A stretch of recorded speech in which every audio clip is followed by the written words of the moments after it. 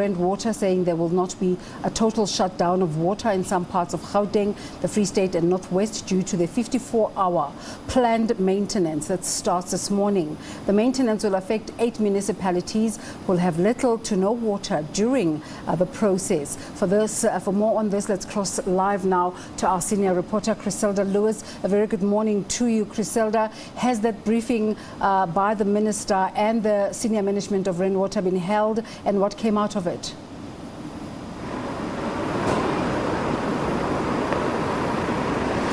Well, Desiree, in fact, I am not at that briefing. My colleague Hasina Gori will be going to that briefing by the Minister with regard to what the latest is regarding the water outage. But where I am, you correctly point out this water outage is planned for 54 hours, affecting several areas in Johannesburg. And the impact will be that the supply from the Rand Water Iconov pump station to the south of Johannesburg CBD, the northern areas, as well as the western areas, supply will be reduced by about 25%, we understand, and the water supply from the Rand Water Swartkopi system to the CBD will be reduced by 50%. So Johannesburg Water had said in a statement, you would recall, that this will result in poor to no water supply, of course, during this particular peak water demand periods. Stationary and roaming water tankers will also be made available to reduce the impact of this. You'd know that gyms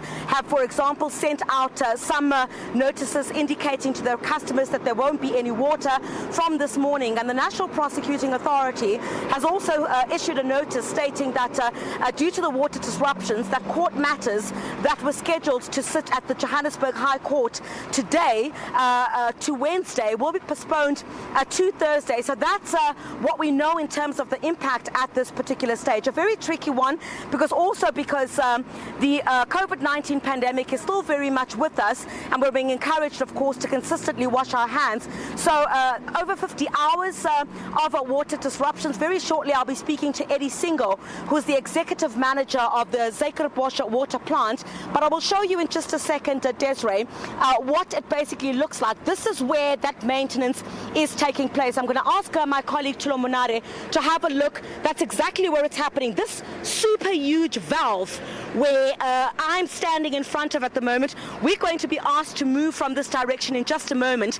This big valve is what's going to replace an old one that was underground just a few moments ago. I'll show you in just a second, Desiree, this huge valve being moved here by this massive crane, and it will place it right at the end, where it will then be planted, if I can, into the ground.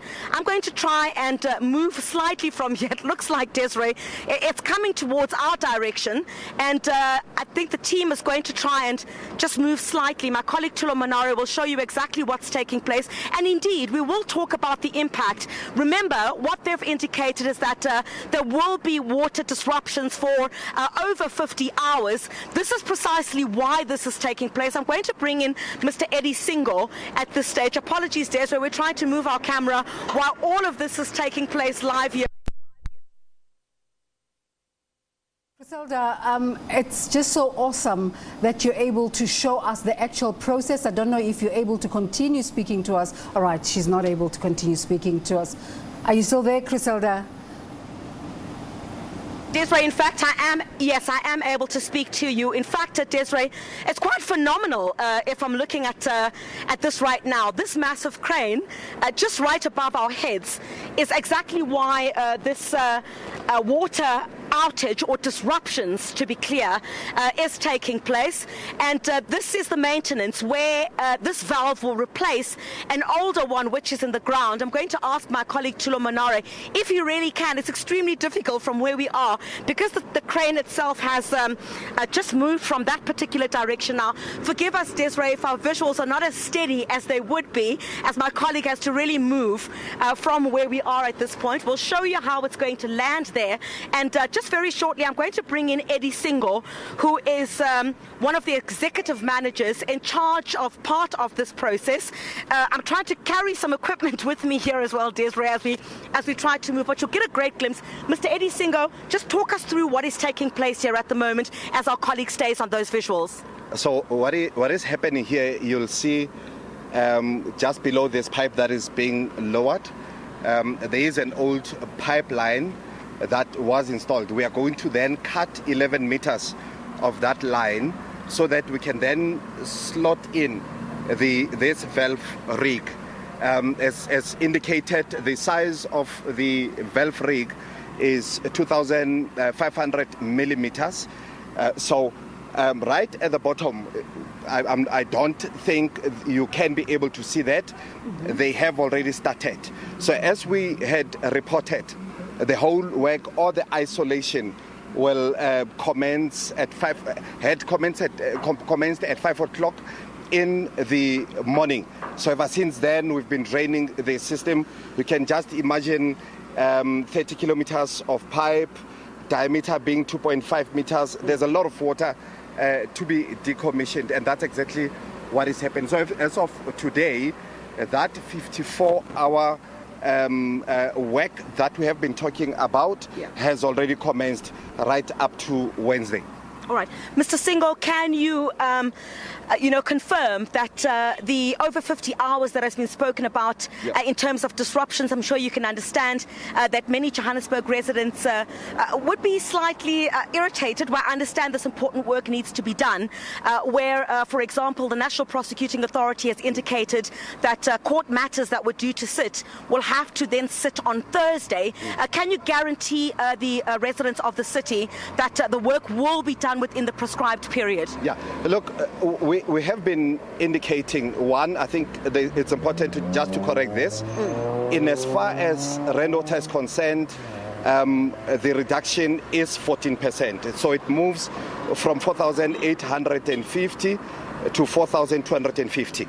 So it's 14%, but different municipalities will experience it differently. Mm-hmm. City of Joburg will be 25% and others about 15 to 20. So different municipalities will report different figures. Indeed, the plan, when we announced 21 days ago that we are going to have this, the intention was to get municipalities and all other institutions to be ready for this. We are hoping that they have put plans in place to prepare themselves for this.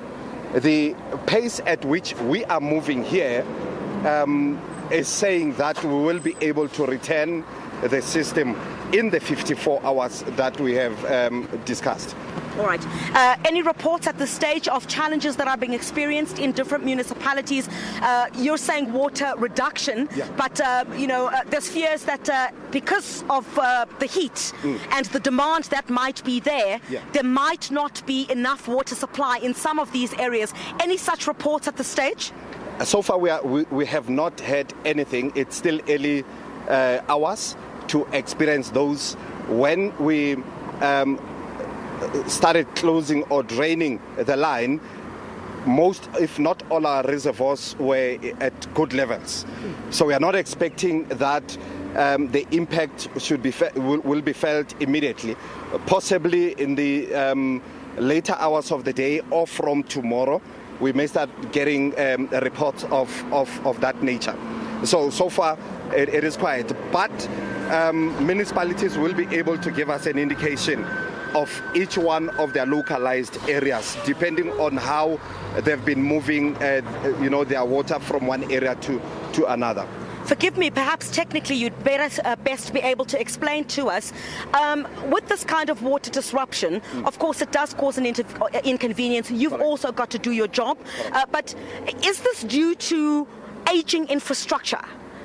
Or what is this due to? The fact that you need to now replace what looks to be a newer valve than the one that we're seeing in the ground there? No, not at all. It's not poor planning or lack of maintenance.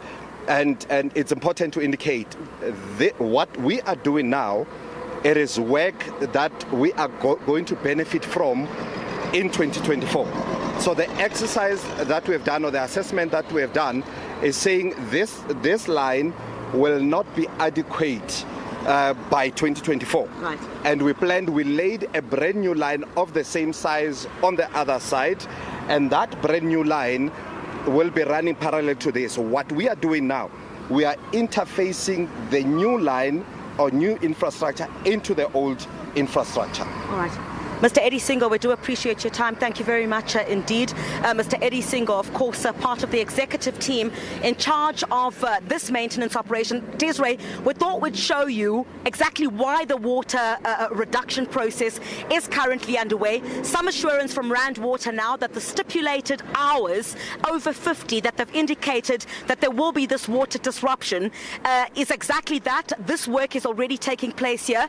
And if you ask me, Desiree, in terms of the impact, the reason why I started here was because very early on into 5 o'clock this morning, when the process itself started, perhaps this afternoon or even into tomorrow, you will start then to see the impact of it. However, I have indicated already that the National Prosecuting Authority had already sent out a statement indicating that court cases that were due to sit at the Johannesburg High Court today until Wednesday will then be heard on Thursday, because obviously, due to the fact that we're also still within COVID-19, at this particular stage, having many people inside those massive court buildings might possibly choose or might possibly be a challenge, in that you still have to manage issues pertaining to the COVID-19 pandemic and this work here that needs to be done. So some assurance from Rand Water at this stage that the stipulated hours of interruption, of disruption and frustration, I guess at this particular point, many people had been panicking over the weekend, wondering what was going to take place. At this particular time, institutions, of course, like the National Prosecuting Authority, had indicated already they're not taking any chances. Those court sittings that were due to sit today until Wednesday will not be sitting, but that will be taking place on Thursday. gyms also sending out some messages to some of their customers indicating that gyms would possibly not be able to operate as they can because of the scarcity of water that is expected. We will be monitoring quite a number of areas, and we will be holding it, of course, to Rand Water to check if some of these municipalities have also sent out some of these water tankers, in particular in areas where demand for water is quite high. But this is the work that's being done here. From here, Desiree, we're hoping through the course of the day we will be able to cross to the channel and get some human touch to this in terms of what the effects of this water disruption or outage certainly is. But this is the work that is being done here. We thought we'd show you this before we head out to those communities, as we're expecting, as Rand Water has indicated, the disruptions to become a lot more evident into this afternoon